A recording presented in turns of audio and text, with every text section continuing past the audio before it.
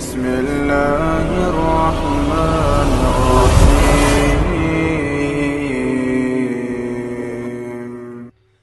المطلوب من المسلم أن يقلل الطعام والشراب في شهر رمضان من أجل أن ينشط على العبادة وعلى قيام الليل وعلى ذكر الله عز وجل، لأن الإكثار من الطعام يكسل ويثقل الإنسان عن الطاعة،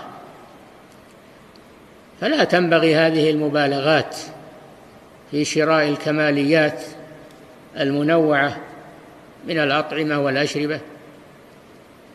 ينبغي أن يكون شهر رمضان أقل من غيره في شراء الحاجيات، لأنه ليس شهر أكل وشرب شهوات، وإنما هو شهر الصيام والإقلال من الطعام.